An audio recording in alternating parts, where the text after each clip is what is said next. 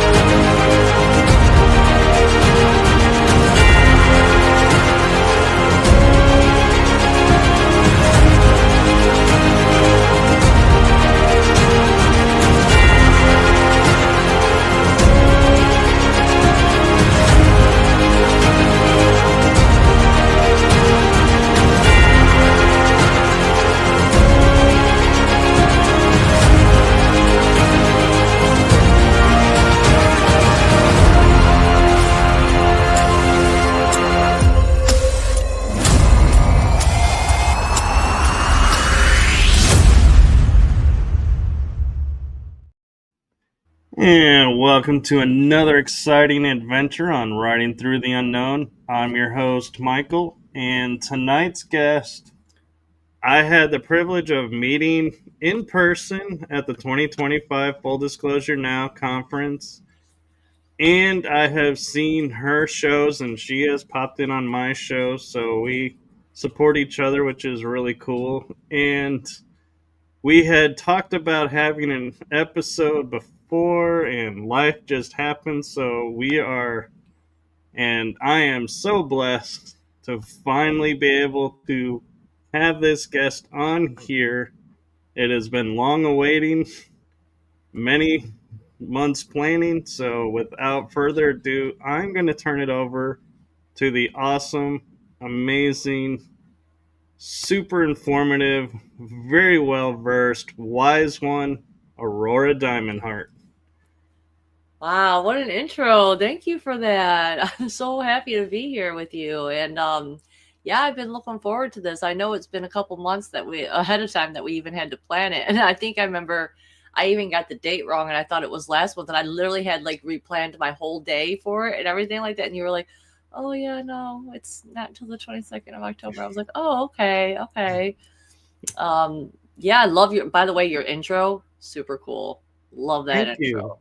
Yeah, it really I a good intro really hypes it up, you know what I'm saying? So, very sweet. Well done job on that one. Mhm. Yes, my cousin did amazing on that. He surprises me all the time with how he puts these together, and it's just wow. I'm like so glad and so grateful for his help. And you have an amazing show as well. And for the viewers who may not follow you, why don't you give a little bit of background to what you do and what your shows are? Okay, sure. Um Well, I started a nifty little YouTube channel that is just my name. It's Aurora Diamondheart. So if you want to come over and hang out with me sometime, I would love to have you there. Always looking to get some new followers and everything like that. And really, what started it all off for me was just that I was having these very strange, intense, and miraculous experiences. And it really started off with the birth of my daughter, or I should say, the pregnancy of my daughter. And over about a period of 4 years from there, like I just had all these very strange, synchronistic, it's like God kind of leads you step by step, to find yourself. And that was mainly what I was looking for. I was looking to find out, who am I really, and I think that spirit has been guiding me and showing me that little by little. But the main thing that I love to talk about is, first of all, I love to talk about tarot. I love to do my tarot readings at the end of the shows, and I love fortune cookies. So I do think that there is magic in fortune cookies. And lastly, the most important part of my streams that I think that people can relate to is I like to share various stories of out there in the world, like movies, TV shows. It could be even, I suppose, like fairy tales, you could say. But I feel like the stories that we are attracted to, the things that get us most excited to think about and to watch and to be a part of, is what tells us about ourselves. So I basically am sharing my most beloved stories with people and trying to show them, like, this is how I found myself, you know? And so I'm always trying to remind people, like, the characters you're drawn to, the stories that you're drawn to, not everyone is drawn to the same stuff. And if you stop and think about that for a minute, it's like and people can even be drawn to the same stuff, and they could have a very similar story to mine, even possibly, you know, but most likely people are going to choose their own different things, and it's going to show them who they really are. And so I try to give these stories, and in conjunction with, this is how I relate to it, this is how spirit tells me what I've lived, what I've experienced, what I'm going to experience, even on top of having very basically, when it really kicked off for me, the spirit came to me and they told me that my purpose here was to help make dreams come true, and that the way that they were going to do that was by making all of my dreams come true first. It was a very special moment for me. And from that point on, anytime I have a dream, for the most part, except for maybe a very small, less than one hand count, every dream that I have happens either the next day or usually within a couple days.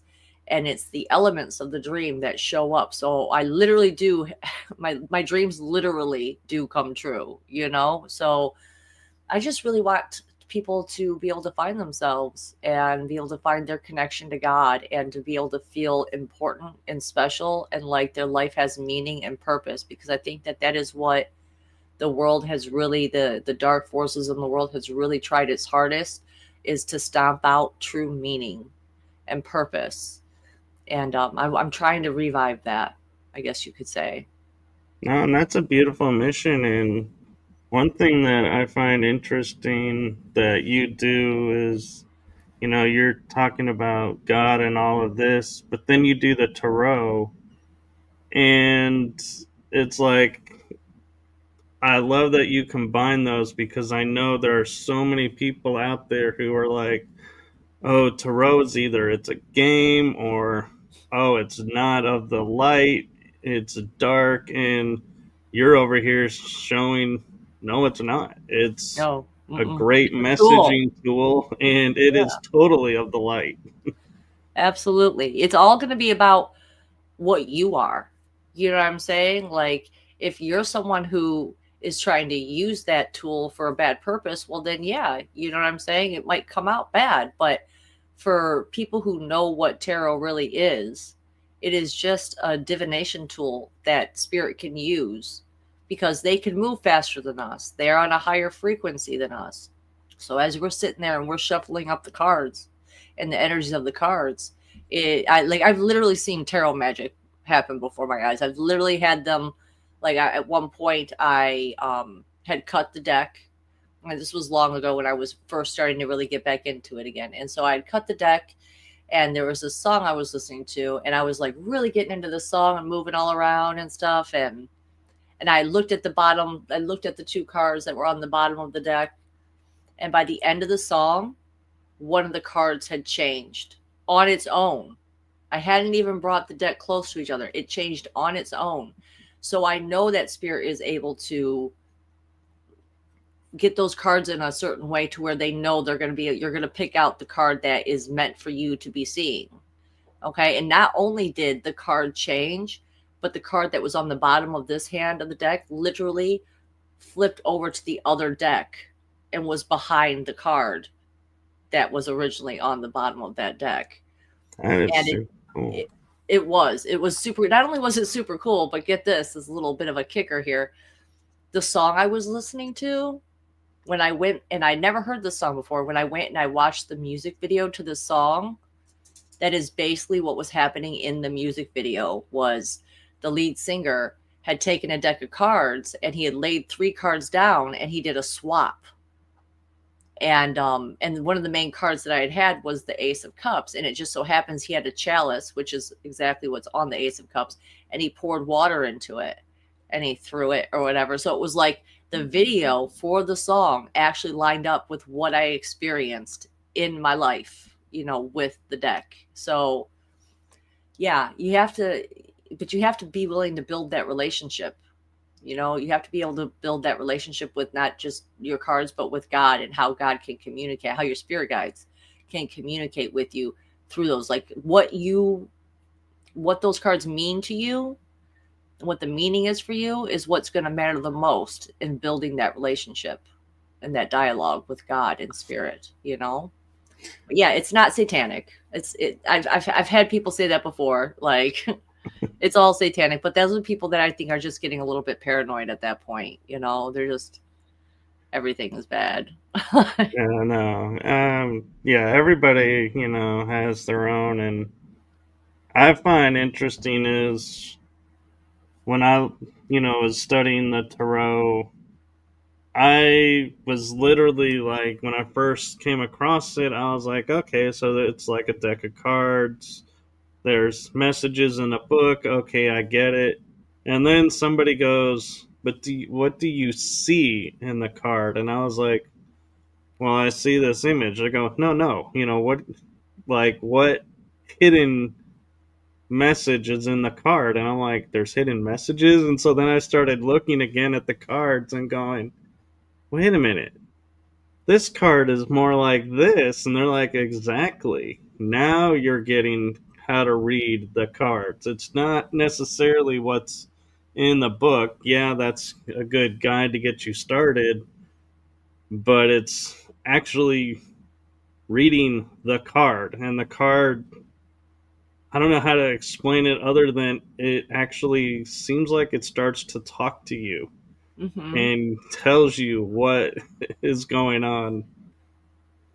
Yeah, I 100% relate to that. In fact, every time I do my readings, I'll give the whatever card it is that I pulled, you know what I'm saying? I'll give the basic meaning that I know to be associated with the card first, but then I stop and I really look at the card, because there are new things that come out every single time that I never know what exactly spirit's going to draw my attention to. And they're going to be like, look at this symbol. Now look at that, and like pull that out. And so it's like you get a different flavor with the same card depending on what it is that you're seeing that day. And Right. that is how it's almost like, okay, a long time ago I gave an example of basically like you think of the tarot deck and the cards as mosaic tiles, and tiles on themselves, like cards in themselves, are not that's not the picture, you know what I'm saying? But if you put those tiles and you arrange them in a certain form, then you can see the picture of it. And so just think about it, you just basically have these blank tiles, and depending on how they're arranged is going to make a different picture. So that's why when I do these multiple card pulls, it's going to give us a new sentence each and every time. It's going to draw us that new picture, and it helps a lot. Hmm. I agree. And one of the things that my friend William Henry pointed out to me, that it wasn't really for tarot, but it works for tarot. And that was, he was showing me, like, hidden symbolism in some of the cards. Like when there's a gap, he's like, well, but look, there is a bridge if you know how to work through this issue. And it's like, you got to figure it out. So it's like your mind. And I looked at the card and I was like, oh, that's what that card is symbolizing. Because it was like not gelling with me what was in the book. And then he goes and he's, we're talking. And he goes, now look at swords. The word sword. If you move the S to the end, what do you have? Words. What is one of the main thing about tarot? You have the swords. What do they symbolize? Communication. They're words. And I was That, like, oh my gosh. That's mind blowing. I never even thought of. I'd never heard that before myself, and that is literally mind blowing. I absolutely love that. Yes, yes, that's sweet. That's a Yeah, sweet connection you made there. I'm gonna use that. By the way, I'm gonna take that. So go for it. But I mean, and that's where I love the magic, as we call it, through the cards, is because, as you know, I'm sure you've done probably hundreds of readings. I've done a small amount, but every time you'll see a card, you'll be like, "Oh, I know this card," and you're like automatically thinking, "Okay, this is what this is because that's what it was last time," and it won't be. It'll yep, be completely different, and it's like, wait a minute, how is this possible? It's the same card, but different. exactly, exactly. Gosh, I had something I was gonna say about that too, real quick. Oh, and the other thing too, because really what it is especially with the major arcana, it's archetypes. You know what I'm saying? And so archetypes can't be limited to just the handbook meaning of that card. It's like archetypes are so they're deep, right? You can go into a lot of depth depending on the archetype that you pull, and we're all experiencing these archetypes in different ways. You know what I'm saying? Like I think it relates to like Carl Jung and everything. Like I think he was the one that talked a lot about archetypes and such like that. But that's what we're all experiencing. This it's like we all get to have our own unique experiences, while at the same time we're having the similar experiences. Like to help us climb up higher in frequency to get to for us to know ourselves deeper. And the thing I've been studying a lot lately has been how tarot relates to the tree of life and the tree of death and the Kabbalah. And let me Really? tell you that, I mean, really, it's going to take a lot of preparation, but I have been talking about it a little bit here and there. But like, you can even use the tree of life along with tarot to focus what your manifestations are, what you're trying to manifest into life. It's like if you know why the specific cards are at certain spots on that tree of life, it'll tell you. It opens it up even more. It's like watching a rose bloom. It's like you learn the basic meaning, and so it's like a little rosebud, and then you start to learn, okay, it's this archetype, and so it starts to bloom a little bit more, and then you find out, okay, well, on the tree of life it symbolizes this certain path and what comes along with that path and what planet influences that path, and so it keeps blooming and blooming and blooming until you just develop this really deep, enriching conversation with your deck. And yeah, it's great. That's amazing because when I was a part of an organization called the Mankind Project, we would take the archetypes and we divided them into the four main archetypes, but we also honored them to a direction, and then we would define what that direction is. Like we could say, like king is the north. Well, the north is the wisdom that oversees everything. Yes. Okay, that so now you have three layers to that one archetype, and so now when I'm looking at the arcana, like the archetype, I'm like, now I want to go and I want to look and go, which direction do they fall in? Because that's going to have meaning. Like, east is the morning sun, so new beginnings.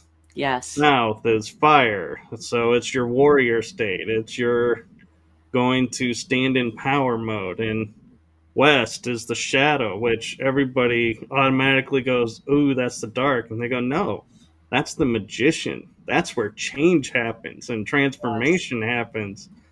And so it's like, now I want to go and look at the arcanas in that aspect and going, all right, which direction? Now I can read even more into these. Yes. In fact, the videos that I'd be watching about that literally goes into what you're talking about when it comes to the directions and stuff like that. So you're on it. You're onto something. Yes, I should send you some of the videos sometimes. I bet you would be interested in it. Yeah. Yeah. It's just going to tell Well, you so much, you know? yeah. And was tarot something, because you mentioned that you left it and came back to it? So was it something you kind of were born into and you just did, or did someone gift you a deck and you were like, what is this, and started your path that way? Well, I started actually when I was 13, and I was always really drawn and attracted to anything that had to do with ancient Egypt. You know, I remember Stargate was like one of my most favorite movies ever. I literally went to the theater, even walked to the dollar show when it was at the dollar show, just so that I could see this movie again and again and again. And I bought the book and I read the book version of it, and I was just like obsessed with it. And so part of this vendor that I would go to at this place called Gibraltar's Trade Center in Michigan, for anyone who knows anything about Michigan. Okay. It's this really, really big trade center. And I would go to these shops that would sell these ancient Egyptian type things. And the tarot deck was one of the things. So I ended up getting that. And so I would start by doing readings for my family. Like my mom would always be like, get out your tarot cards, let's do a reading for my friend, do this and that. And so I played with them for a while, but then I would say when I got into I quit for like my late teens, so my early teens, my preteens, right? I was using the tarot, but then I kind of fell off, and then I got a new deck, which is the deck I use now. It's called the Aquarian deck. I just fell in love with the style of the art of this deck, and so I was living in Florida at the time, and I got a new deck, and so I was practicing with it. But then I put it down for like basically I went through what I call a 10-year period of silence from my guides. It was like an initiation test that they used to do in ancient Egypt, which I kind of egged my guides into doing, because I was like, I'll be strong enough.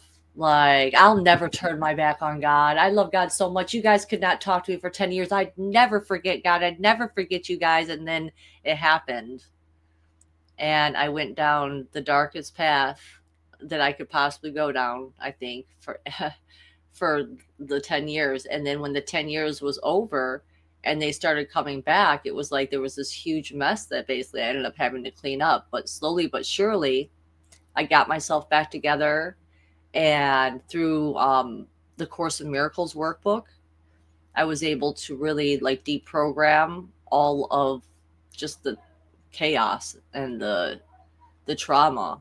Not that I've gotten rid of all of it, but a lot of it, that book helped me work through, and then eventually it led me back to tarot. And so yeah, here I am now, like.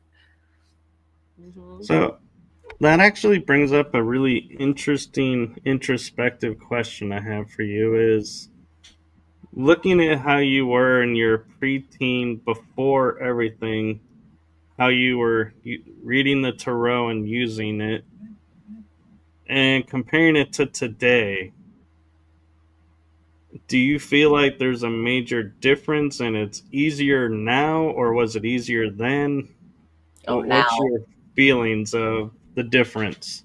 Oh, definitely now. I think that what I was lacking in my teens was just life experience. So it was like I would have to go based on just what the book was saying. You know what I'm saying? I didn't really have a lot of things to compare it to. And that's one of the reasons why I think people who are going to get into tarot, they need to pull for themselves often.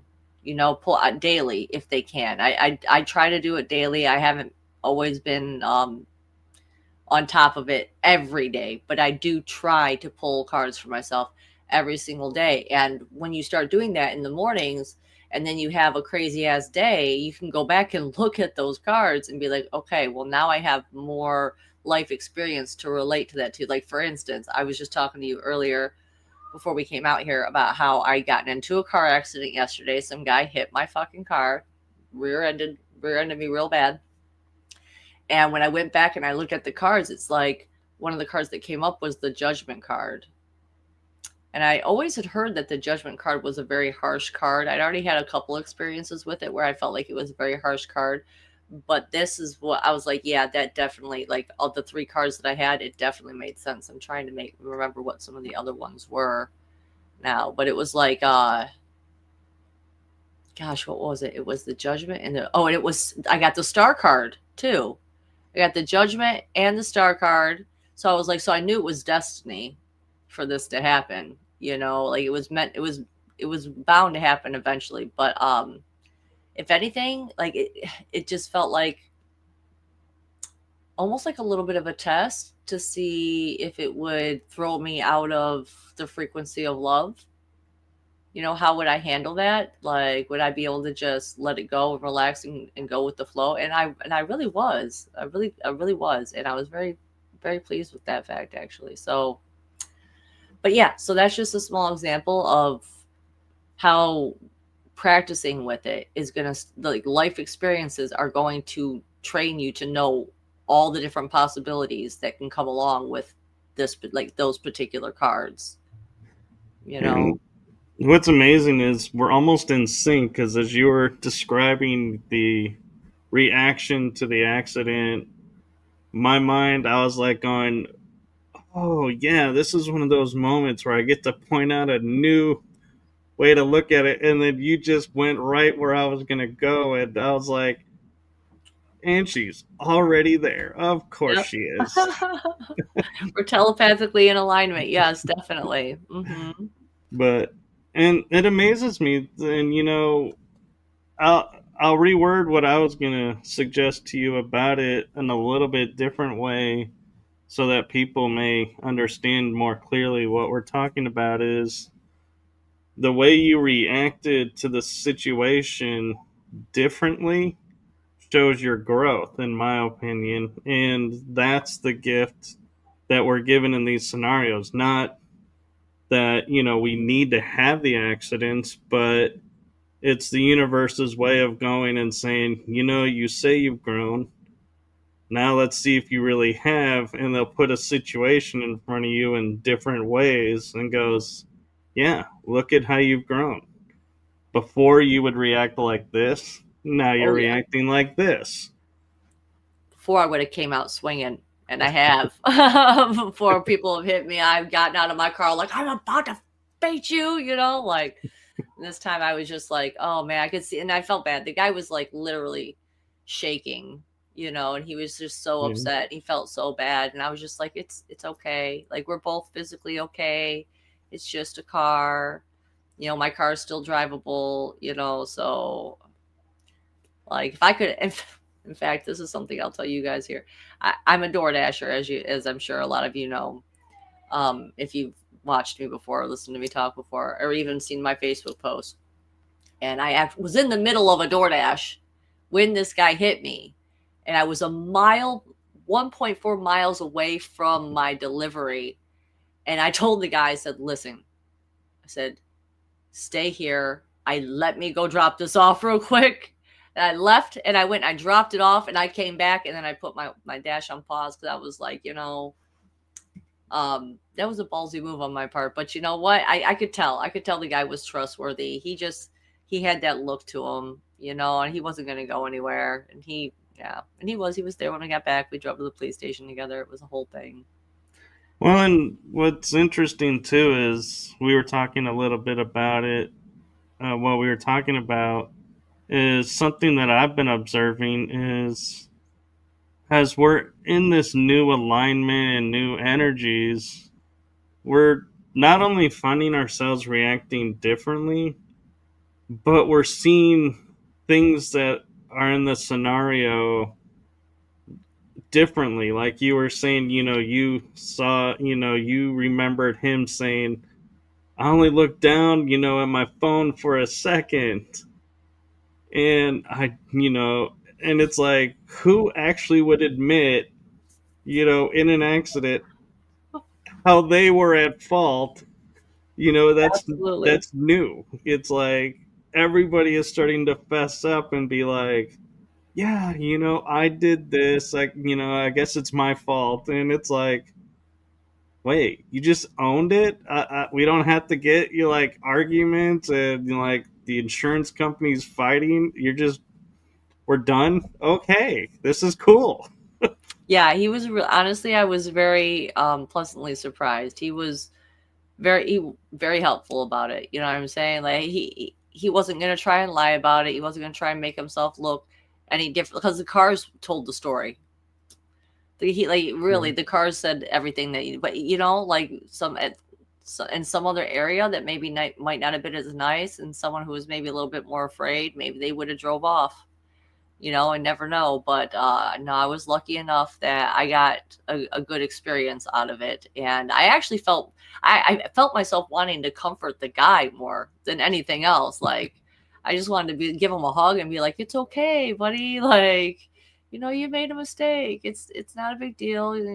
We're getting our stuff fixed. I mean, yeah, you're gonna have to pay for it, but you know, like at least we're okay, you know." And yeah. so, and I overheard his conversation he was having with someone, and he was like, "Oh, I guess he had been just trying to decide if he was going to go somewhere for the weekend." And he said to the person, he said, "I guess this is a sign." I was Yeah, you never know. That like, "I guess accident it could was, have bud." kept him from something that was not going to be beneficial for him. Yeah, So he wasn't you meant to be were going the nowhere. gift that prevented something. Yeah, right. It could have been even worse. He could have had a terrible time. Like he was talking. Probably shouldn't have been eavesdropping so much, but he was talking about how yeah he's gonna take the car in. It's just like the time he hit the deer. He said it was just like the time he hit the deer. I was like, oh wow, so this is not the first time you've not been paying Yeah. attention to Oh, what you're supposed to be doing. now we're building a So, pattern here, oh mister. yeah, exactly. Like you are guilty, guy. You are guilty. Oh my god. No, but to be honest, though, you know, anyone who's around you would totally, I can see how you get that comforting aura about you because when I was around you, I was like, as much as I was rushing around getting everything done, it's like every time our paths crossed, it's like my entire world went like up here to relaxed. Whew. And I was Yeah, like, you know, I felt the oh, same about your energy. Sorry, I didn't mean to cut you off, but I felt the same way. Go ahead. Go ahead. oh no, I was saying that's the gift of who you are, is it's like your energy is like it's a natural calmer just by being in your presence. It's like everything just kind of drops and balances almost.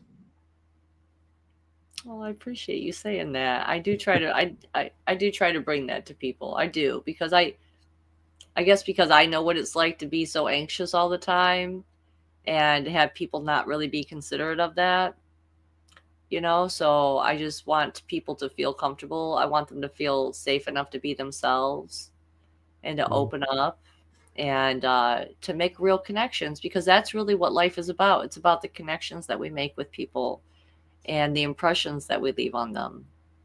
Yeah, and is it okay if I mention something that I asked you before we went live that I said Oh, was yeah, go that right ahead. private thing? Yeah, no, no, go right ahead. So that's where that kind of stems from, was experiencing that and seeing you on screen, feeling that energy. I always interpreted that to mermaid. And so I thought, I have, now that I'm finally talking to you face to face, I'm like, now that I'm talking to a mermaid, I want to totally ask about it. And you were like, no, I'm not a mermaid. And I was like, are you sure? You know what's so crazy? This just popped into my head. What you might be sensing, you know, is that, okay, first of all, my favorite planet is Neptune, which is like a watery type of planet, but Right. also, um, my higher self looks like a fish being. I've seen a picture, I've seen a brief vision of her at one point in time, and I could tell she was very much like a mermaid. And even some of the other characters that I've related to this past year, it was like a mix between a fairy, a lion, and a fish being. So, Yeah, I definitely think because I'm almost positive. I mean, obviously we all have other what's the word, other versions of ourselves that live in other either dimensions or other planets and things of that nature. And so I've always felt like I definitely, there's a water planet that I'm a part of. In fact, what she really looked like, because a lot of my characters that I relate to is from the ocean. For instance, Calypso from Pirates of the Caribbean. That's Yeah. my goddess energy is Calypso. So that would make sense a lot that you would that would come across as mermaid feeling, because she's kind of a shapeshifter and she can turn into all sorts of things that has to do with the ocean. And the vision that I got though of my highest self was she had blue skin. She had a small frame.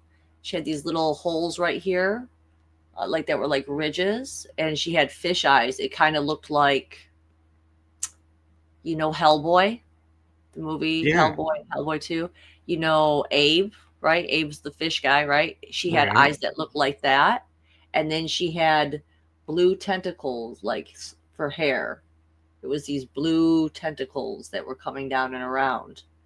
And so I felt like that is why I feel like that was why when I first dyed my hair blue, it felt like, wow, this is the closest I've ever gotten to the real me. And I think that that's because that is what my highest self looks like, is this aquatic fish, beautiful fish woman, I guess you could say. Yeah. And Selena's commenting, very cool. I get mermaid Oh, vibes too from you. I love you guys. I'm so happy to see my friends here. Hi, guys. Yeah. And so when you go from place to place, doing events, because I know you go to events and everything, and I know you're just sitting in the audience. I haven't noticed you having a booth or anything, and so I just am curious. What draws you to the events that you go to? Is there like a feeling, or do you get a message that says, "Hey, you're needed here in this town at this event at this time"? um, I would say the main thing that draws me to these is, for one, my community being there and who's going to be there. I show up for my friends for the most part, but also because I know that, I mean, that's the thing they really took away from us the most was social gatherings, and those are the most important things. And I have been lucky enough to be a speaker at one of them, but it was such a small one that most people don't even really know about it. It was kind of forgotten about along the way. But I do think there is a certain calling that I get. And if I know if I'm meant to be at one of these events, is that things will just go smoothly when I'm planning to go to it. And if it's not going smoothly, then I'm not meant to go to it. And so I do think that, and I've actually, yeah, I have noticed this before, that it's like we are God's eyes and ears on the ground.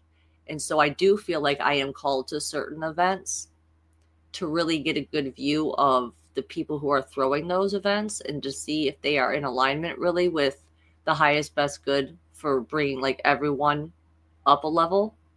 You know what I'm saying? That's why I really loved Brian's conferences, because it really felt like he was bringing energy, even though I didn't necessarily vibe with everyone that he had speaking and everything like that. Like, I really felt he was bringing the energy of the highest best good for everyone involved. He wanted people to enjoy themselves. He wanted people to connect. He wanted people to get exposed to all these things. But I've been to other conferences where, and you can tell the difference between a conference that is like basically not supported by spirit as opposed to one that is, because the ones that are not supported by spirit, where it's like the person who is throwing that event isn't exactly in alignment, they're not doing it exactly for the right reasons, and so therefore they hardly sell any tickets. I think I've been to two of them where it's like they sold under 30 tickets and they put so much money into it, but the whole entire time, like for one woman I was listening to her talk about it, the whole entire time she was just stressing about the amount of money that she was going to possibly get or make from it. You know what I'm saying? I feel like that's what was different about Brian's, is that he wasn't concerned about the amount of money so much that he was going to make back on it. He was more concerned with the experience people were going to have, you know. And like another lady, she, when I got there and I was around her energy, it was very, very negative. And I won't name names, but it was basically like the worst conference that I went to as far as things go. I was like literally attacked energetically at this conference, and it was such a bad event that she had to not only end it, because all she was talking about was like, you could just see it, you could just see the fear, you could see the stress, you could feel the anger. It felt like there was an entity attached to her. And she was like doing, like, had these people there that were like doing these ceremonies where they were calling forth all these ancient gods and stuff like that. And then people don't know what all these ancient gods, like, you don't know if those are good or bad, these entities you're calling forward. Like, you could feel it, you could just tell. And it went so bad that she literally had to end her conference throwing days basically for under that name. She had to completely rebrand herself because of how bad, what a bad taste in the mouth it left with other people. So I do kind of feel that way. It's funny that you had asked me this, because I do kind of feel like sometimes God sends me in there just so that I can see what's going on with the person, you know, because I'm a real angel here. I'm a real angelic starseed. I'm here working for God. I want to bring all the people that we're one being. I want to bring us all a little bit closer to that step up in frequency, so that way enough of us, when we all get that step up, it will burst forward through the whole planet, and the whole planet will be uplifted. Yeah, You and know? I love how you bring that up about, the authenticity of the people is what you're looking at, and everything over, the message and everything, so to speak, because that was one thing that I and a friend of mine mentioned on Facebook recently in a post was, you go to places and you see people who are on screen or on TV in a certain way, and you're like, that's really cool, that, somebody I'd like to hang out with. And then you meet them in person and they're not that way. And it's like, what happened? What, where is the person I was watching? And in going to the Brian's conference, everyone we were meeting and talking with were exactly the same. Yeah. And it was like everybody was being their authentic, true selves. And I was like, so amazing to see that, because it's like so rare that, Mm, there's a space to do that. I totally agree with you on that one. And that's what's so, like, sorry, excuse me. Like, for instance, and I will call out a name on this one a little bit, or a brand of, okay, like the one that I felt like was the least authentic and the most corrupted, honestly, I would say was the GSIC conferences. Sorry, Elena Denon and her whole group. I know I probably shouldn't even say their name. God knows they'll come after me. They'll blackball me from everything in the world, but um, their authentic self is not there. You know, I think if you want an example of what someone on TV is like, and then you meet them in person and what that is, how different that is, it's like she is not who she seems to be on the YouTube channel, like how she talks, who she is. That energy does not translate when you actually get to meet her in person. And she does not have that same, like, from what I noticed, most people won't, like with Brian's conferences, like all the speakers and stuff, but yes, we're all there being our authentic selves. And so it's like what you get on their YouTube videos and stuff like that is what you're going to get when you meet them in person.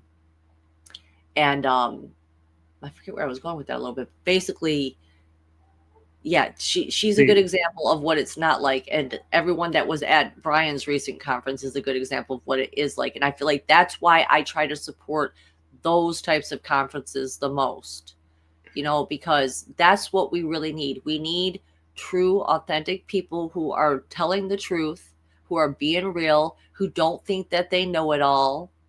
You know what I'm saying? Who are willing to and are willing to get along and see other people's conflict, like might have a conflicting story with theirs.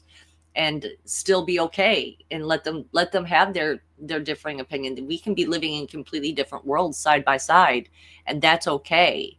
It's about cohesion and harmony, I guess you could say, because that's really what God is. I don't know where I'm going with this, but that's what God is. So of course we're going to want, like, that's what we need to bring back, is that community. And it's okay that some people don't get along even in it, but as long as we have respect and we're being our real self, I feel like that should be honorable. We should be able to honor each other with that. And that's what made it the best conference for me this year, like, Yeah. and the year before that. It was literally two of the best conferences that I've been to, out of the many that I have been to, because I usually go to about 2 a year. So, but unfortunately it feels like no one's really throwing any more out here. I don't see anyone advertising, other than the Full Disclosure Now one for next year already. Oh yeah, that's right, the Journey to Truth one. But they've like limited their pool of who can even go, because they're doing theirs in Hawaii. So that's really gonna cut down the amount of people that can go because of just access to funds. Right. And yeah. Well, and Same. there are so many conferences out there. If you're in, I guess, certain groups, you hear about so many. And like you're saying, it's hard to go to every one, so you have to really sit down and be like, which ones really do I need to be at, versus which ones would just be nice to be at. And networking wise, you'd love to be able to go to every single one, but then you would never be home in some cases. Exactly. Like And Laura it's, Eisenhower, she's never that chick. She's never home. She's always at a conference. Every post I always see her post. She's like, I just got back from the airport. I'm getting ready to leave for the airport, and I'm like, yeah. wow, like, where is she going? Yeah, Like, she oh even was my commenting today. She's at the airport and her flight's delayed, and it's like, gosh. that's the worst, because when you time everything precisely, it's like, oh, you can't afford to have those delays. Yeah, that's what that I don't know. For me, what that says to me about her is that her energy really is needed at all these different places. Because we're like grid working when we go and we fly to these places. That's how I've always kind of seen it, which I've never. Grid working is such a weird term in itself, just to understand the concept of it. But what Spirit tried to show me once was basically, it's like, imagine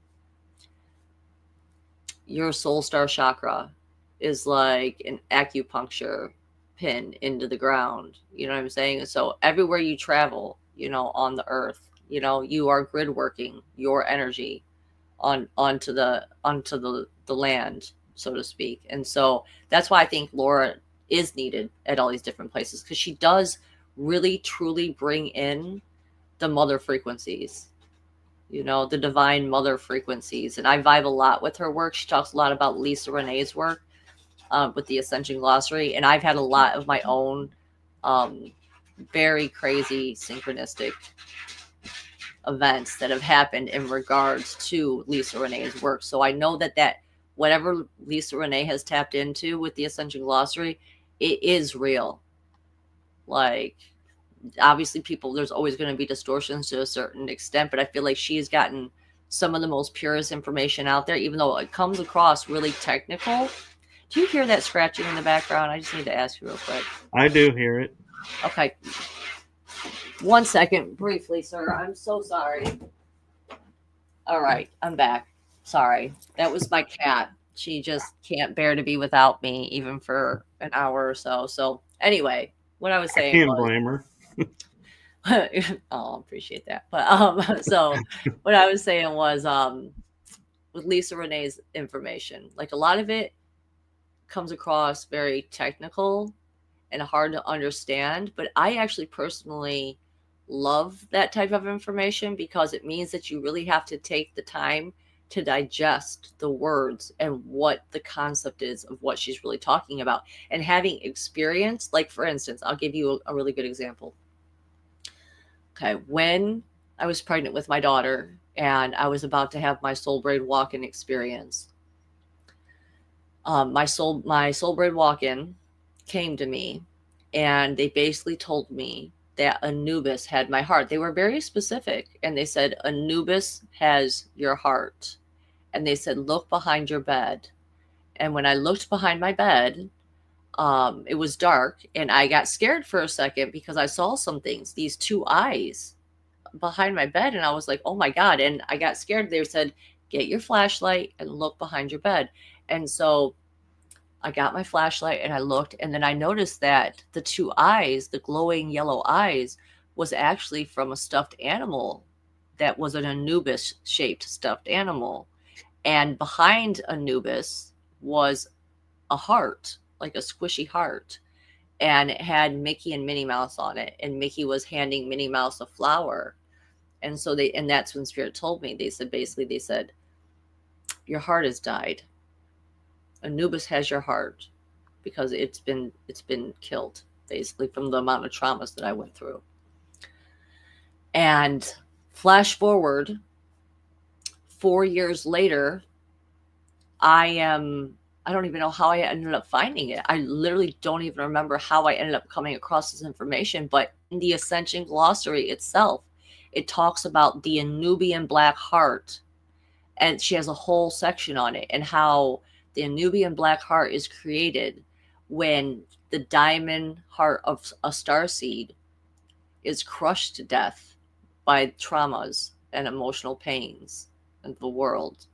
And so, I mean, you can't make that kind of synchronicity up, for No. them to tell me that, and the Nubian black heart, and then to find out that was that another woman had written an entire Ascension glossary, and that was one of the chapters that she had was on exactly how it happens and everything like that. And I looked and it was like, yeah, that's exactly what happened to me. And there's been other instances where spirit has guided me, just randomly. They're like, you should look up what this term means. And so I'll look it up. And it happens to be in the Ascension glossary. And it's describing exactly what I went through again, so I forget how we started that and got to this point, but basically, um, yeah, don't get put off by the technical or the hard to read and comprehend types of spiritual texts and information out there, and go with what resonates with you most. Like, some people resonate more with the law of one. You know what I'm saying? Which I also really enjoy the law of one. It's very similar to Lisa Renee's Ascension Glossary.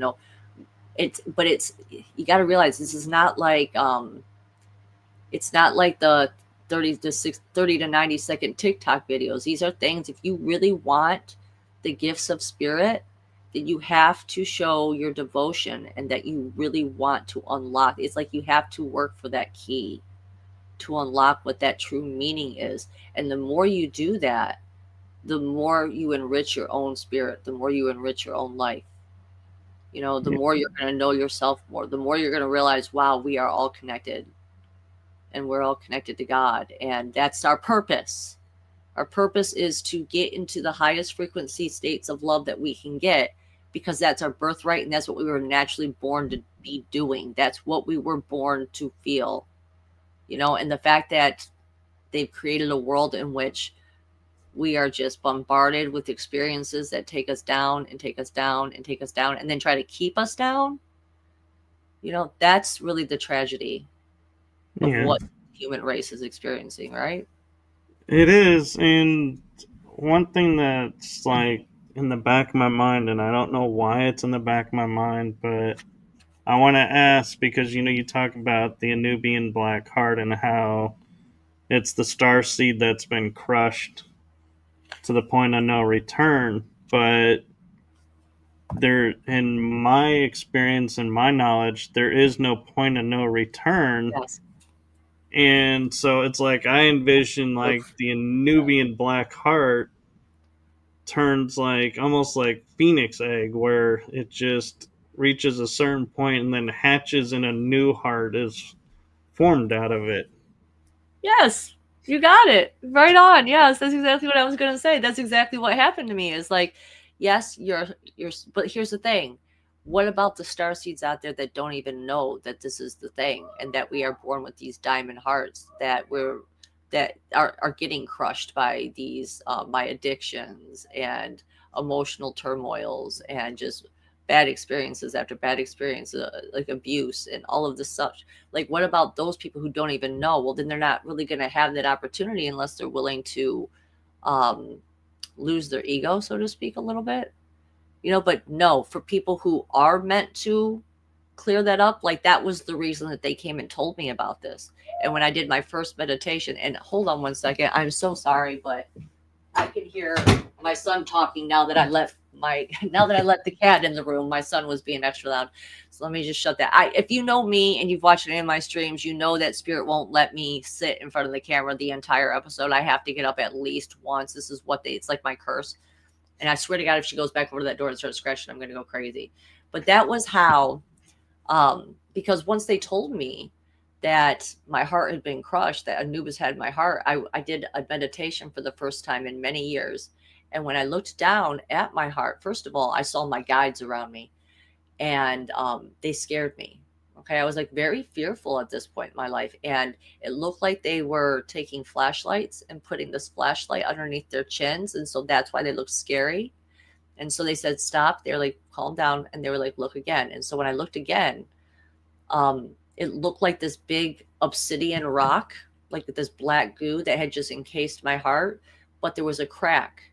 There was a single crack in it, and through that crack was shining this light blue light. And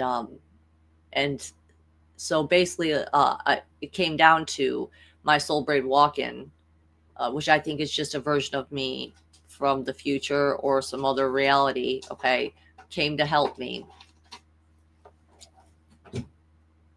Sorry, my cat again. I'm just like, this is ridiculous. Anyway, when they came to help me, they basically said, if we're going to become one, like I can help you heal this heart. I can help you fix this heart. But you have to agree.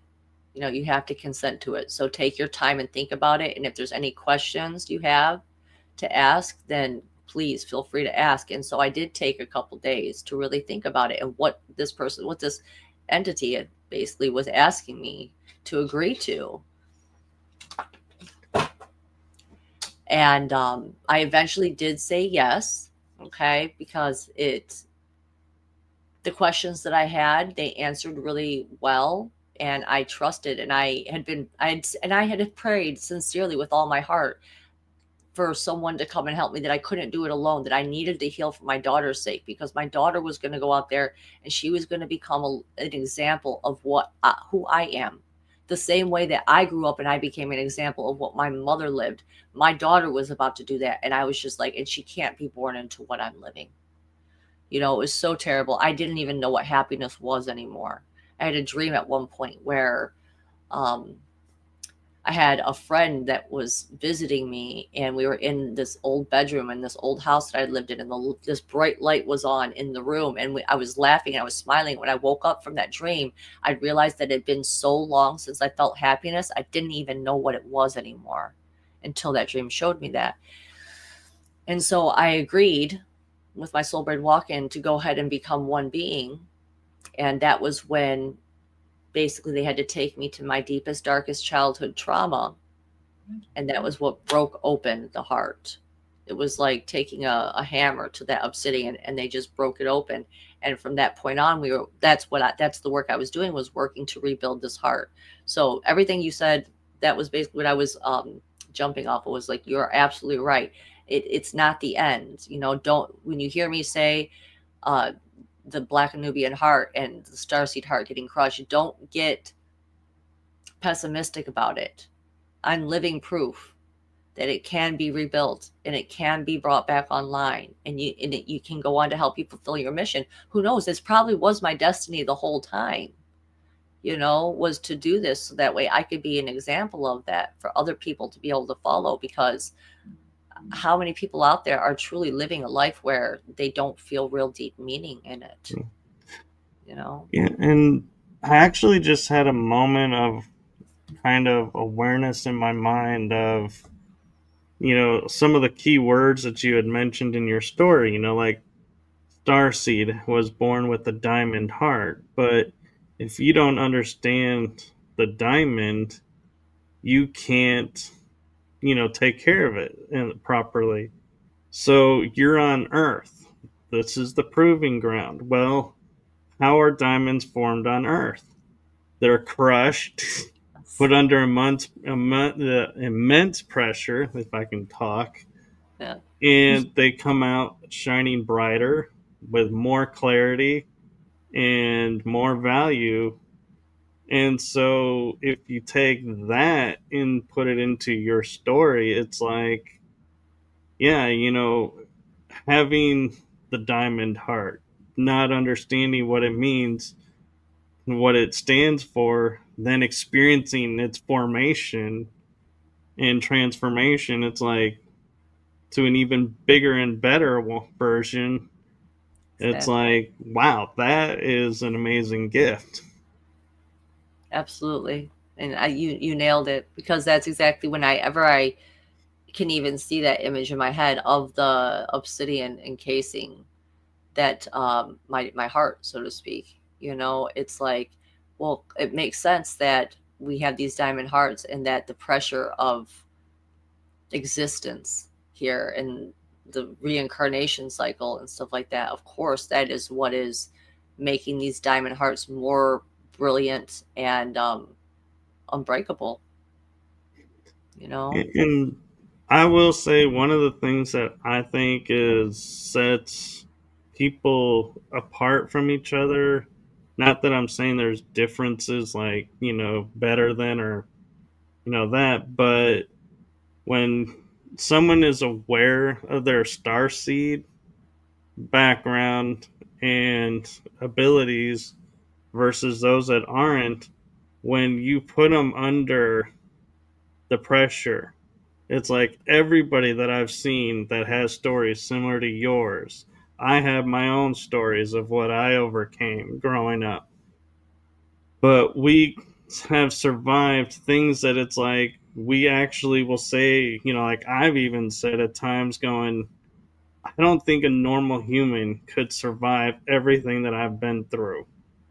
And Yeah. I'm standing today because I have that star seed Yes. side and I'm a hybrid, so to speak. And I so agree. Hmm. it's like, and so when we're looking at other people and they're like, when they go, oh, I can't imagine that, I'm like, that's because you haven't awakened yet. Yeah. You don't understand who you are yet. And that's, to me, the main difference is the awareness of and acceptance of versus awareness of and denying or just not even aware of. And that's, I think, the gift that I'm trying to bring and that you bring with your show is to sit there and say, look, we may not always share what we've gone through, but believe me, we've gone through what you could call hell and beyond. And here we are today. You 100%. can do it too. That's exactly the point that I'm trying to make with my show. Quite honestly, that is exactly the point that I'm trying to make with my message, because I want people to realize how important they are. They've really stomped us into making us feel like we are so small and so insignificant, and that our human consciousness is not nearly as powerful as all these greater outer forces in the material world, and that's just simply not true. If you take if you take one of my favorite movies, for instance, The Fifth Element, Oh, yeah. and the ending of that Fifth Element movie, which relates a lot to my story. The big black ball of darkness that was coming towards them, that was unstoppable, that was literally getting bigger every time they threw missiles at it, and hatred and whatever else, whatever violence they were throwing at it, was getting bigger and bigger and bigger. But what was it that destroyed that big black ball? It was true love. It was that fifth element. Okay, like they had, right, they had the four elements that Yeah. lined up, and the thing that really needed to bring it all together to destroy and save the planet was her awakening to true unconditional love, God's love, source's love. So it just shows you it's like it's so powerful. We can, and that's the thing. You have to start off kind of small when it comes to these types of things. When you start to really slowly start to believe in yourself again and believe and just contemplate it. That's really all it takes. Just what if what they're saying is right? What if I am more powerful than what I've been told or what I think I am? What if I do have a more important role to play that know what, like most people would call that egotistical or something like that. It's like, well, put that aside for a second. What if it's true though? What if I'm saying that you are just as much as important as the main character in The Fifth Element, okay, as everyone else is. We all have our own most important role to play. But if you don't allow yourself to open up to the belief that that is true, then how will you ever receive that gift? Because that is how they keep us in the chains of our own self-limiting beliefs.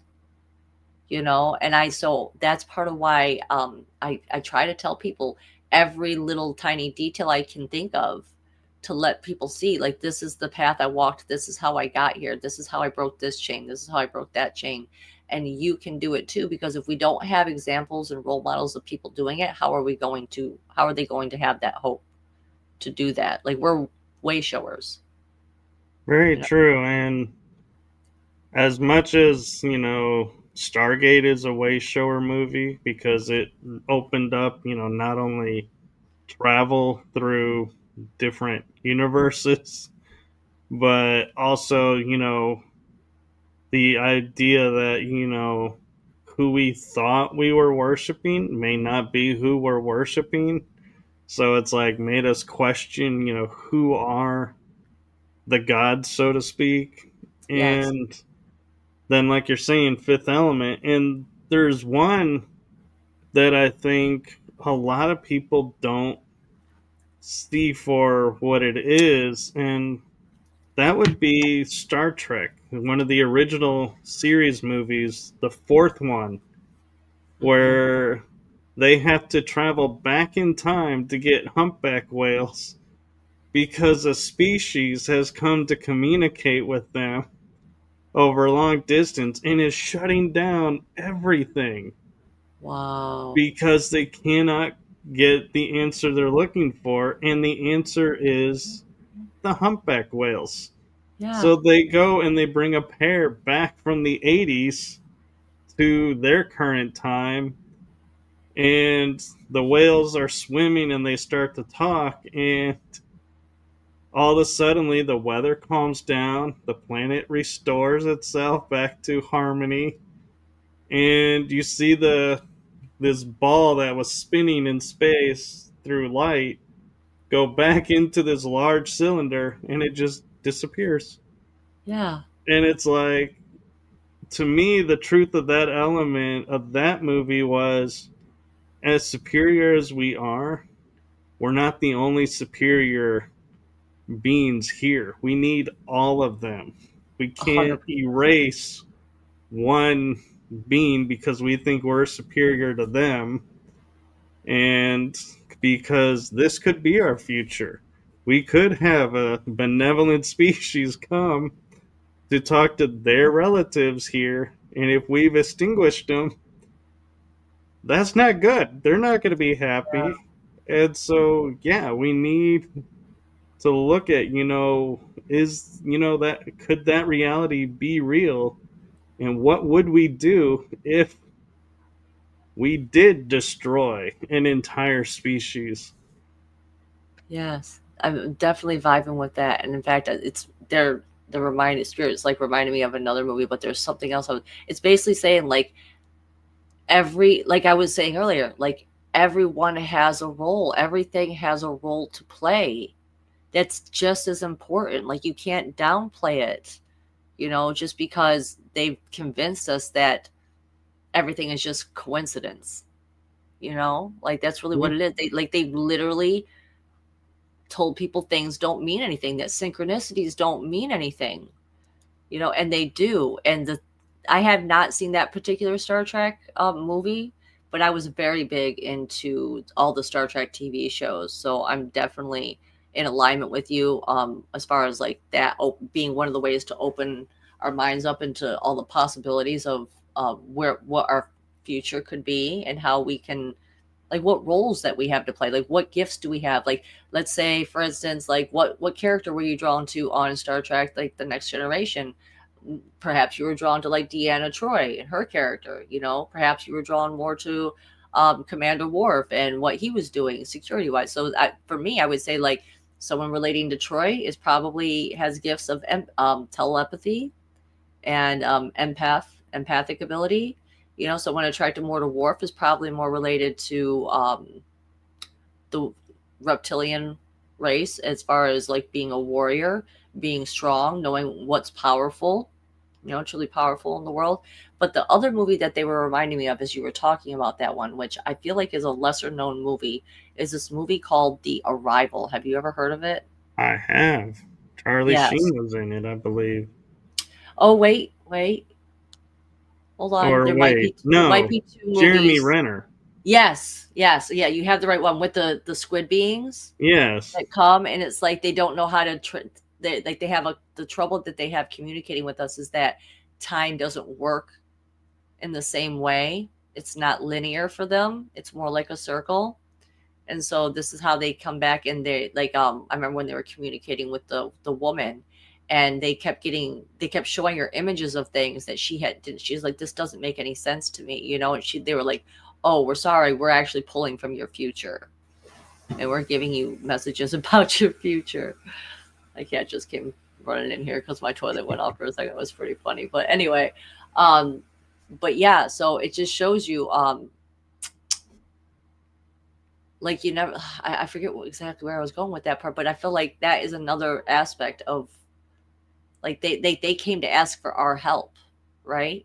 You know what I'm saying? It's like right, every person's role, every person had like, who knows? What if that like which person relates to that role the most where they feel like they could be the translator for that alien species, you know, someone who's like okay like for me being attracted to Stargate and all that type of stuff, right? So that's another thing that someone could use as an example of if you're really super drawn to that movie and you're drawn to that particular character, perhaps you have a role to play when it comes to you're here to translate for those entities that perhaps time doesn't work exactly the same way.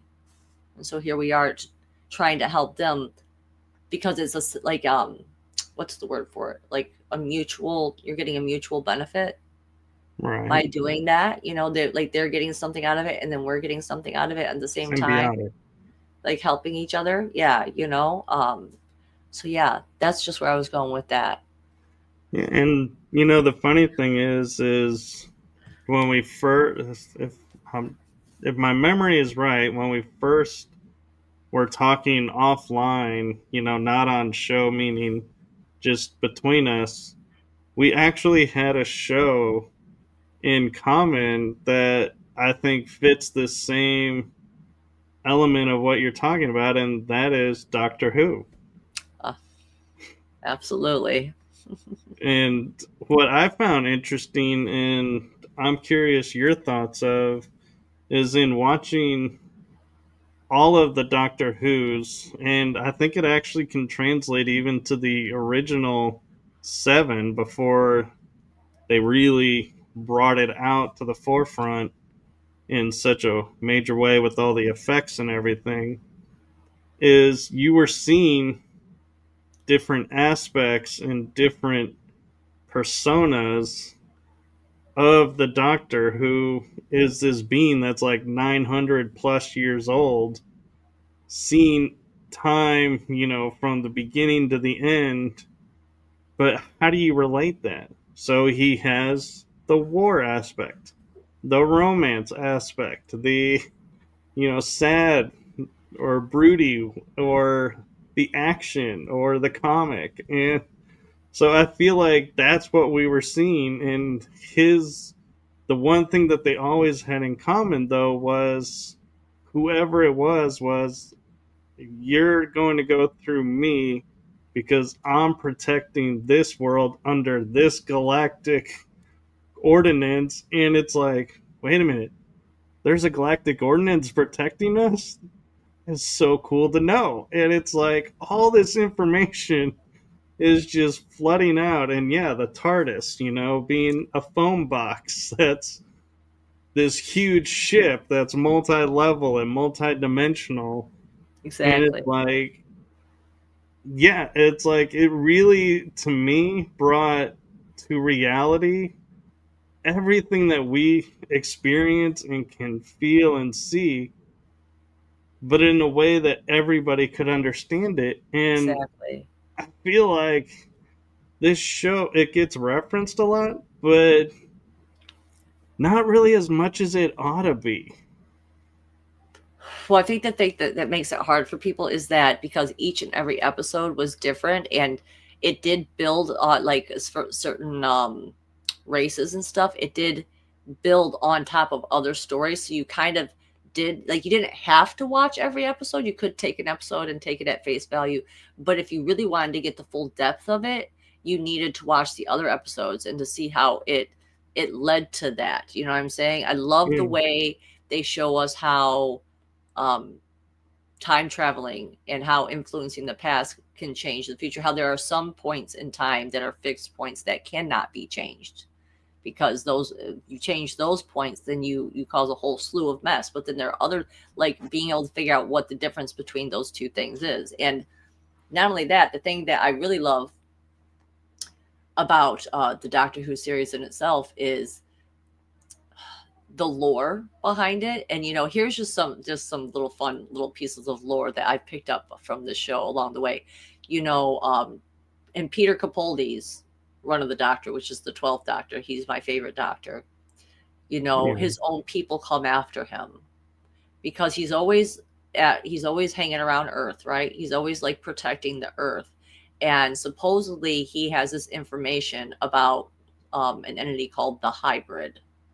Okay, is they did a whole arc on it. Okay, and this hybrid was supposedly supposed to be what would take down the Time Lords, the corrupt Time Lords.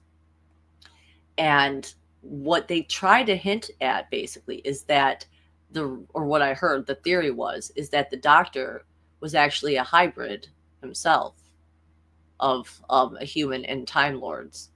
And so that was why he liked to hang around Earth and do all this stuff on Earth. Because you kind of got to ask yourself, it's like, why would a Time Lord just be hanging out here on planet Earth all the time, right? Well, And so, you, yeah, go yeah, ahead. he could argue because we need as much help as we can We get. do. We do. I do think that this is possibly, I do. I think that this planet, I forget who it was that said this type of information, but it's like, this is like the biggest living library, so to speak, in the universe. Like the Earth itself is a living library and a Yeah. record keeper, record holder. And Or a school. I've heard it referred to as school. yes, I've heard something along the lines of like, not to be like, oh, the Earth is just the greatest thing ever, but what if it truly is like a pivotal planet as far as keeping the whole ship running? Like something about that felt so right when I heard it, the way that this person put it this one time. And I'm doing a terrible job at translating it here for you guys today. But I think that that's part of what happens, is that people get distracted with all the possibilities of like, we're Andromedan, or we're from Arcturus, or we're Lyrid, or this, and they forget that, but we're here on Earth now. And so what is it that we're not meant to be constantly seeking out there to like go like, oh, I want to just get off of this planet and stop reincarnating here so I can go back to these other places. Like, no, we were sent here from those other places. Yeah. We were sent here from those other places to bring to the Earth, to the people, to humanity, the information, the frequency of those other locations. And of the, like, some people, like for me, I relate to being like extra dimensional, I think is what Barry Littleton calls it, which is like not even from this universe at all. Like we really just have no true understanding, I think, of what this universe is, how it works, and how it can relate to even other universes, parallel universes, all that type of stuff. And so Yeah. people need to really focus on what, again, what are you most attracted to here on Earth? Which stories are you most attracted to here on Earth? Because that most likely has to do with your mission. It's not just strictly for enjoyment. And you know what it is when you feel it in your heart. It's like when people say, find something you love to do and make that your job, because then you won't be doing it because it's a job. You'll be doing it because it's something that you love. You really put your heart and your soul and your creativity into it. It's like when you're in that creative space, that is when you are on the right track. So what inspires you to feel the most creative? What stories inspire you? Which series inspire you to be the most creative? Because I know for me, Spirit talks a lot to me through just using TV shows, songs, movies, clips of things, images, memes, and so because we're always receivers. People just think that this stuff is just auto playing and running on its own. It's like it's not. Like, we are receivers and we're always picking up things. And if you don't stop and you don't pay attention to what those things are, then you're going to miss the message possibly. Yeah. You are important, people, is what I'm saying. We are all this important. Pay attention. Yeah. And, talking about the hybrid, to go back to Doctor Who for a second, I just realized, hearing that theory, because I hadn't heard that before. And now it, like, the entire Matt Smith as Doctor makes total sense now, because it would be his moment of being awakening to the hybrid, because what you see is he starts out with, there's the crack in the universe where Yes. another universe is trying to come in, Mm-hmm. and he loses his companions and he shuts down, and he's supposed to be this all, knowing, he's got all the information, and he gets crushed like a human because he has to say goodbye to his companions because he can't save them. And it's like he gets thrown into this whole arc of, yeah, there's no That's it. point in helping Yes. anymore, and just totally goes human. And who's Yes. the next Doctor? Peter Capaldi. Exactly. Well, you know who it was that really tied it back together for him to come back and to start caring again was Clara. Yeah, After he lost Amy. Amy and Rory in the pocket dimension that basically the weeping angels took them to and sealed them off in. And you remember, if you remember that episode too, it's like it started with them reading a book. If you remember, they started with, Yeah, and the book was actually written under a pseudonym, and they found out that the pseudonym writer was actually River Song herself. But the doctor doesn't like endings, so he tore out the last page. But at the end of the show, that episode, and Amy and Rory get taken, and River Song is basically talking to him, and she's like, you need to find someone else to travel with because you should never travel alone. It's not good for you. And he was like he was just absolutely in shambles. And he's like, how am I going to live without Amy and Rory? That's happened to them because of, he always blames himself, because of me. This yeah, happened to them because of me. And she's like, well, I wrote that book, right? And he was like, yeah. And she was like, I'll just go to them and I'll just write a forward. I'll just go back in time and I'll write or an afterword. And so that way you will know how they're doing. And then he realizes, oh my God, I ripped that last page out. And so he runs back to grab that page, and he grabs that page, and it's an afterword, and it's a message from Amy and Rory letting them know that they're okay and that they're yeah. just trapped in this other universe, but it's okay. And she gives them advice. And so then he goes silent, he goes solo for a little bit, which is going to drive him crazy. The same way it drove David Tennant crazy too. If you remember in the Yeah. David Tennant breakdown, he went and tried After to change. Rose. He went to go well, actually it was after Donna at this point. After he All lost Donna, right. he went crazy and he went to go try to change a fixed point in time on Mars. And by doing so, he got a little bit arrogant and a little bit cocky, and ended up causing this woman who was supposed to die in Mars, and it was going to inspire her granddaughter to take up space travel and push humanity forward, but because he changed the ending, it made it so that the woman who was supposed to die on Mars, she was back on Earth now, and she killed herself.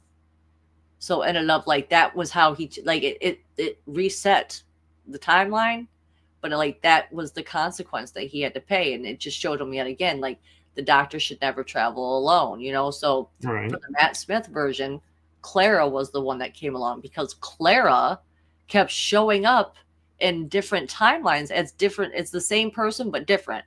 She'd have like a little bit different name, and he's like, "What?" But she would always end up dying. So he's trying to figure out like why is this chick always dying? So now he's like got his eyes fixed on her, and he's like trying to figure out that, and that was what eventually led him spiraling into becoming the Peter Capaldi version of himself. And Right. Claire's my favorite, one of my favorite characters, if not the favorite character. That's who I relate to the most Yeah, is Clara. So she's one I of my could go on and favorites on. too. Yeah, I could go on and on about her, you know. So My favorite Claire moment was riding the motorcycle into yes, the into the TARDIS. TARDIS. And Yes. she's like, okay, Oh I'm my ready to go now. god. It's like, Yes, I remember that one. That was one they brought all three of the doctors together, right? The David Tennant yeah, version and the Matt Smith. wartime doctor It and Matt was Smith. Matt Smith, David Tennant, and And then William Hurt. yes, yes. He was the wartime doctor that they had tried to. It was basically like he was the shadow aspect of themselves that they tried to ignore and pretend never happened and never existed because they Yeah, were like, no, you betrayed the name of the doctor. And he was like, I was left with no other choice but to make the choice that I made. You tell me how I could have made a different choice. You want to judge me now, but you tell me how. And then they all come together and they realize, wait a second, we need to support him, and we need to figure out we can, now that he has us here with him, we can support him and we can help come up with a new plan in a new way, and they do. And you yeah. know, it's such a beautiful thing. And Victor actually brings up an interesting point I hadn't thought about. He says, now that I think of it, I wonder if they called her Clara to Oh, bring clarity back I to love him. that. I love that. And it really did. It brought him back into his purpose, which was, as the Matt Smith version, he was very much more the child aspect. You know, Yeah, he was more playful. He was more, yeah, like having a good time all the time. You know, it's like Peter Capaldi is much more serious. You know, that's when the doctor goes into his phase of what defines a good man between a, like what makes a good man good. yeah, You know, like he wants to really understand the depth of that. But with Matt Smith, he's like, I'm just here to have fun and kick ass. You know, and yeah, he's not thinking about all of his hardships that he had to overcome, all like his planet being destroyed and all that type of stuff, which William Hurt was very upset about. If you remember in that episode, he was very like, how long did it took? It only took you 500 years to forget the amount of people and the children that died on Gallifrey, you know. And David yeah, Tennant, though, David Tennant's like the emo version, I guess you could say, of the doctors. He was like, I remember each and every one of them, you know, and all their names. yeah. Like, you know, like, so yeah. Oh my gosh.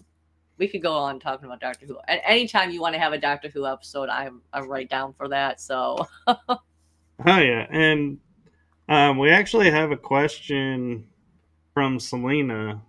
Is I think she was talking about something we were talking about earlier. She goes, I get a lot of messages the same way too. Have you ever thought of something a few weeks or months before you've seen it or heard it? absolutely. I'm trying to think of an example of that, but I know what you're talking about. I mean, for me, I mean, the biggest thing for me, I would have to say, is when I was pregnant with my daughter. Okay, I literally had like a package of dreams that came to me. These like, and they weren't really dreams. I know that now. They were showing me the future. They were showing me memories. And so I'd had these dreams, and then they basically started happening 4 years after that.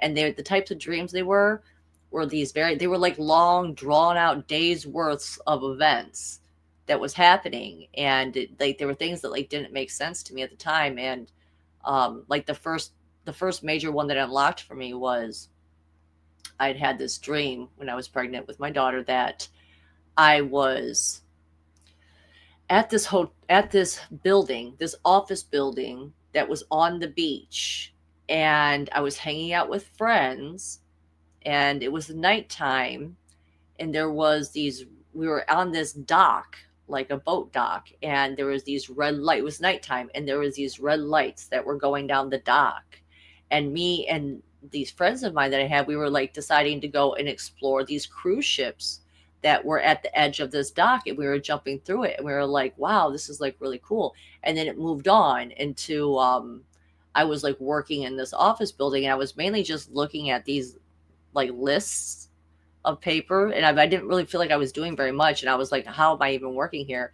And we'll skip over some of the rest of it here, but to get to the point of it, when I woke up at the time, I thought, what an unusual dream, because at the time I had no friends. So I was just kind of like, what, where would I even be doing it? Like, this is just such a strange dream. Well, as it turns out, at my main, I guess, event that you could say that really activated me, it started off with I was hanging out with some friends that turned out to be like my soul family. And we were hanging out at night, and we were on a hotel. We were at a hotel that was on a beach. Okay. And this is where the conference was going to be. But like I said, it was nighttime, and we were hanging outside the hotel on this dock, and the dock had all these red lights that were leading back. And at the end of the dock, guess what? It was COVID.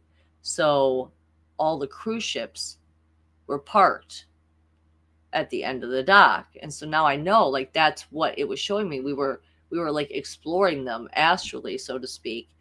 And then it just so happened I was a volunteer there. And so what was my job as being the volunteer? I had to check people in. So I had to look at the names. I was looking at these lists of names, you know?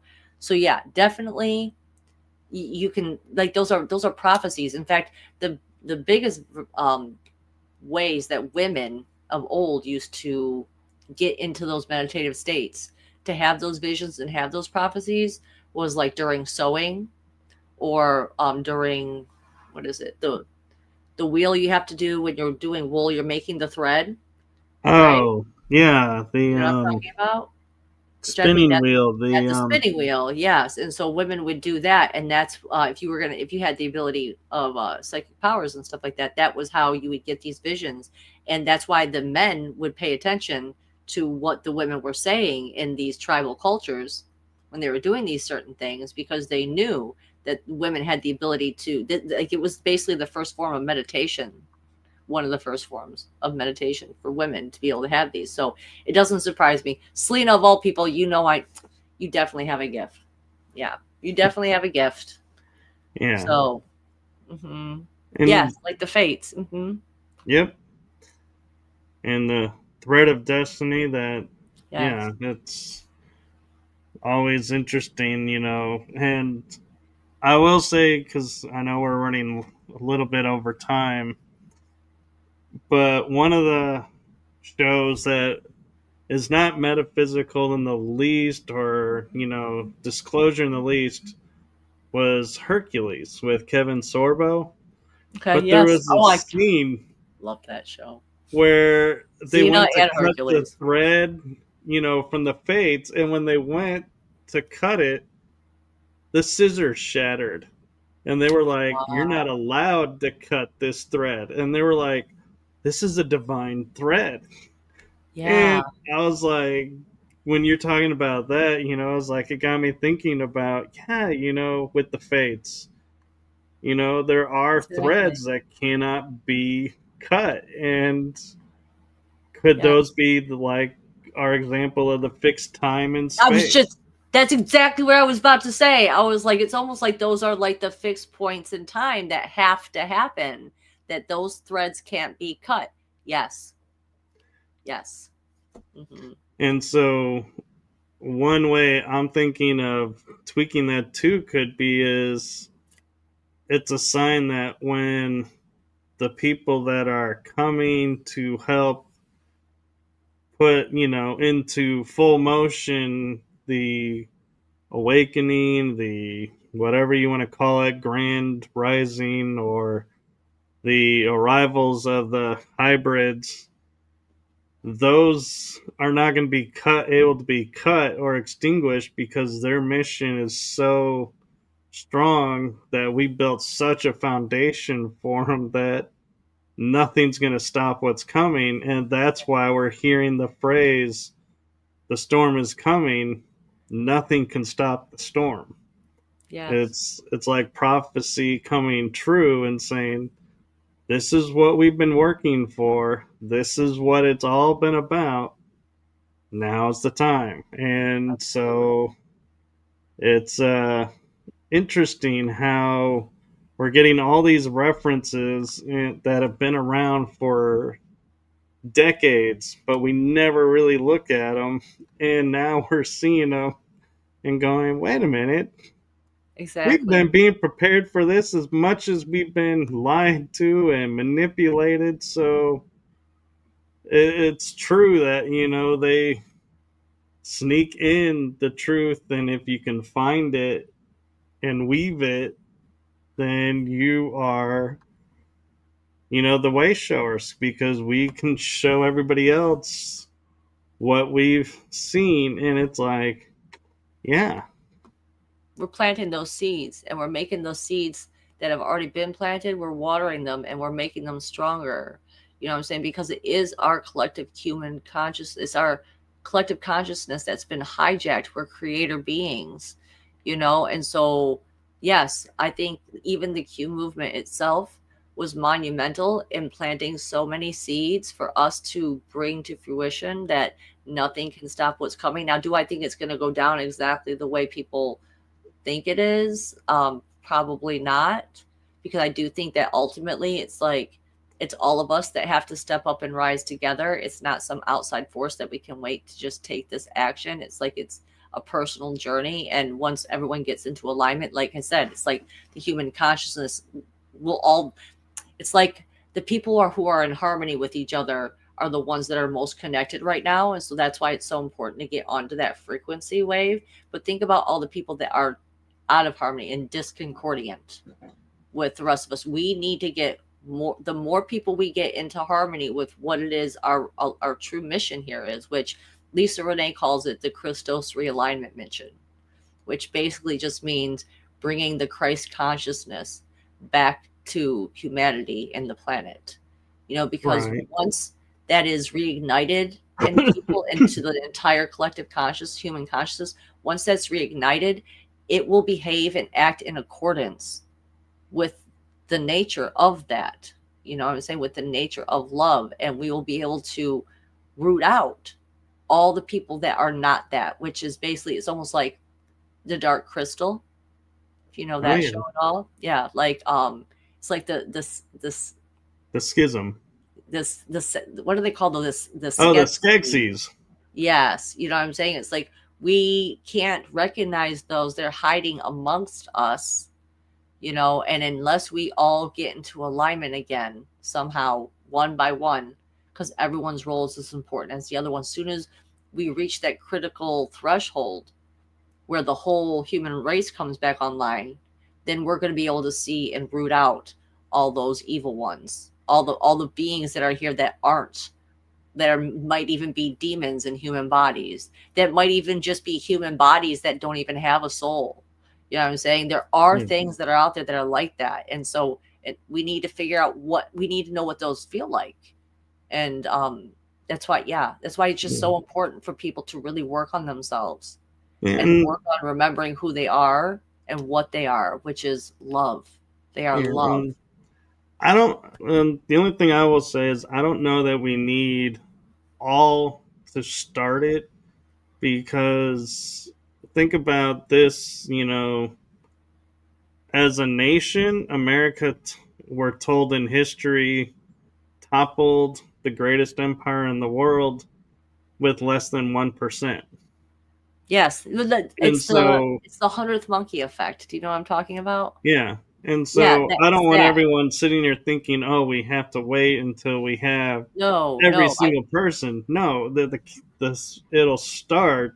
it'll And I happen. think Yes, as the shift is happening, those who are not waking up will sit there and be able to go and say, no, I don't want to do that. That's not my mission. I'm going to stay on my mission and we'll go and do what they're going to do. And those that were like, no, I'm not going to follow that, or now like, ooh, wait a minute, maybe that wasn't such the wacky idea. This is not getting me anywhere. Let's go over there and try that. And Yeah. so then more will come and join, but I don't necessarily buy in that we need all. I think there are some that are here to do the other path, and so I bless them and send Same them here. on their way. Hmm. And I just am like, that's where I get frustrated, is when I hear everyone saying, well, we need to get the masses behind us. I'm like, no, we really don't. Yeah. We just need We to just need get a percentage of a them. start. If once Yes, it starts, the mass will come after. exactly. I feel like it's like in Lord of the Rings when they light the towers, right? It's like you Right. light one tower, but they're so far apart, and then the next tower gets lit, and the next tower gets lit, and then eventually the help comes because those towers are. It's like the star seeds are those towers. And yes, I'm in agreement with you. I don't think it's like every single person has to come into full awareness of who they are for us to make that shift on the planet. I don't. I think that there's a certain, like I said with the 100th monkey effect, where it's like where they proved that the consciousness of these monkeys was connected to all the consciousness of all the monkeys that were all around the world. So once one learned how to wash food off, once a certain number of them learned to wash the food off, then all over the world, without even having been taught, these other monkeys learned how, okay, we're going to wash the food off this way. I feel like the same is true for people who are connected to source and who are true immortal beings, I guess you could say. And so we don't need every single one of you guys to wake up all at once. We just need enough of you. We just need to draw enough of us to ourselves, get us to awaken up to the point where then it just automatically goes. It's like the monkey. It's going to go to all the people that are capable of achieving that, and they'll And become awakened to that. You know what I'm saying? and I would That's the argue a shift. little bit that that's already started, It is because we start to absolutely, it has. see Hmm. scenarios where 4 years ago, if we took what's happening today, we would have been in like fear mode and going, okay, we're in lockdown, we're shutting everything down, we're isolating ourselves. But now they're trying it, and we're looking at them and saying, are you nuts? We're not gonna shut down anything. Hell We're not no. going to go into hiding.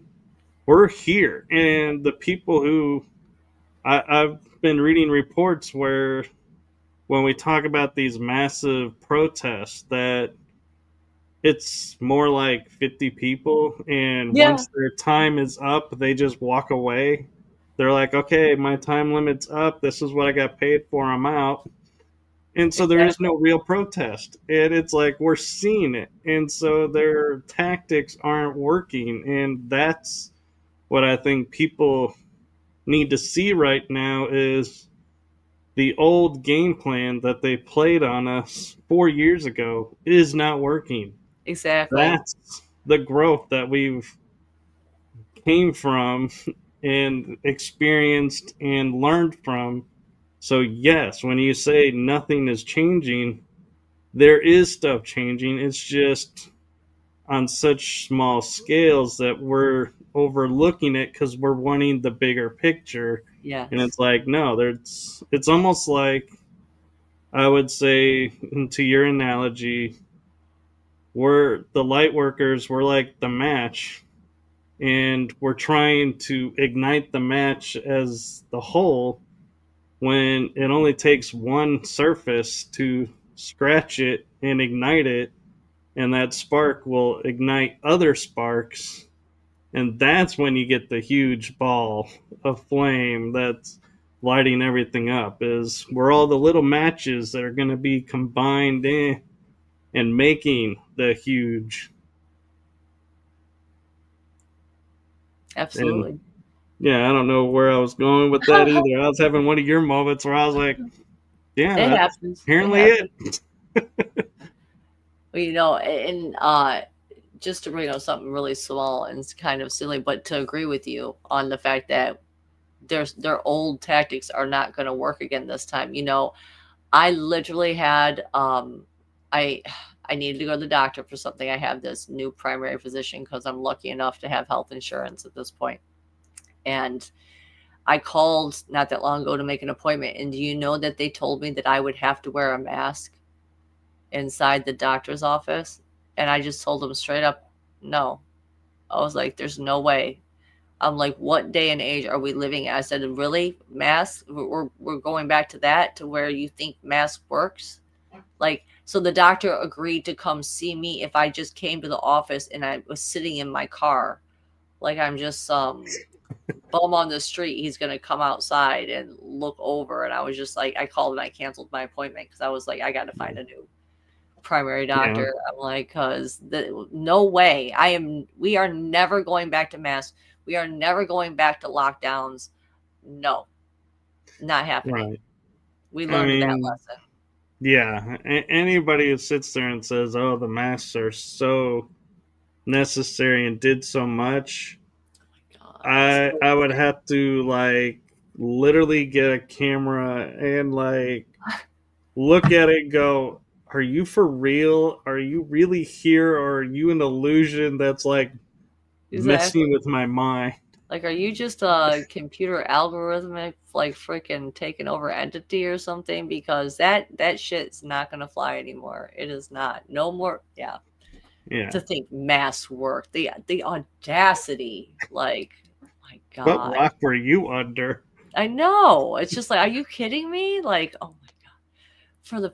For the health of the concern of the other patients that are coming in, I was going to need to wear a mask. I said, I'm already coming in for a lung infection. I said, I'm not depriving myself of oxygen and making my condition worse just so someone else can feel like that works when it doesn't. I said, we've already Well, proven and that doesn't work. that was one of the things too, is they said if you have lung conditions, you can't wear the mask. So then it Yeah. became the face shield. And Yeah. even that, like you're limiting your air, which by nature is the problem for someone who has a lung condition. So Exactly. why are we making it worse Those people, they dumbed to us make down. it's Oh my like, yeah, God. Because it was a test to see who, like, our IQ and our critical thinking skills. And it's very disheartening and sad, and that so many people fell for it and that so many people supported it. And hopefully they can see now, though. Hopefully some of them can see now that it absolutely did the exact opposite. Like people who knew their jobs, like knew OSHA standards and stuff and regulations, and then they were literally changing the OSHA standards and about the amount of oxygen that you get from the mask. Like, oh yeah, sorry, we won't go down yeah, that timeline anymore. But yes, I yeah, agree with you on these things. Yes. yes. And wow, I can't believe we're almost at an hour and 50 minutes. Wow, time I flew can't. by. That's how I do this. You ever been to one of my streams? I can't stop until I hit that 2 hour mark. It seems like I try sometimes to not go to 2 hours, but I can't control it. Well, fortunately, I can, and Thank I'm God. going. I am going to say yes. I agree with you, Selena. It did go by fast, and we will definitely have to have you back on and do some more, like you're saying, Doctor Who, and just some more of these I would love conversations, to. because I feel like, man, we hit so many targeted aspects that people so need to hear right now.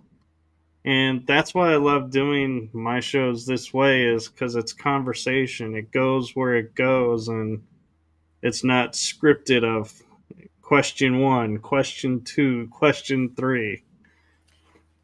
It's a good style. I know. That's exactly why I wanted to be on here after I saw a couple of your shows. I was like, I like the conversation style you have that goes, you're a good talker. You're good at getting to flow out naturally. So yeah, anytime you want to have me on, I'm there. I know it takes like 3 months in advance though. Let me know.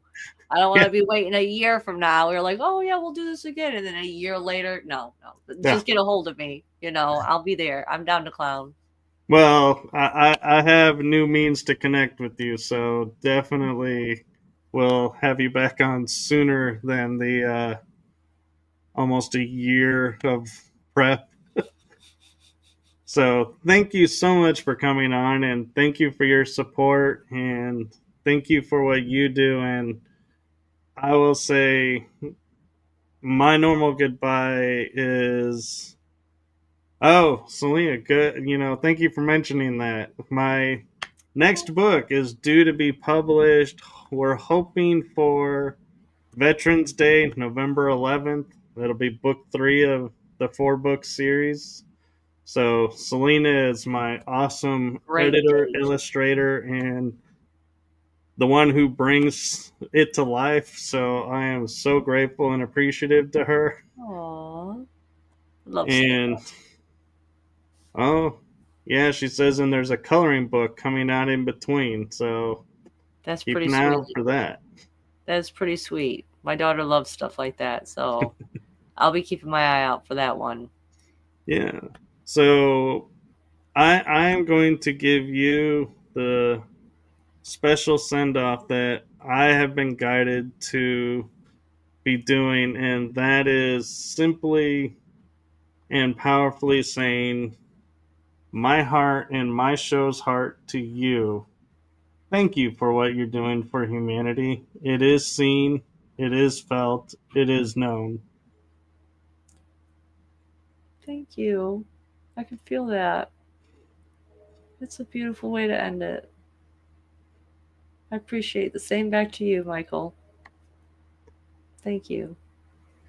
Yes, and for everybody who's going to be watching this in the replay, make sure you like, subscribe, and follow along because you never know when Aurora might be making her return appearance. So keep in touch, and we will call it a night. And thank you all for watching. Thank you, Aurora, for sharing your gifts with us. And we're going to say goodnight, everyone. Good night, everyone. Thanks for having me.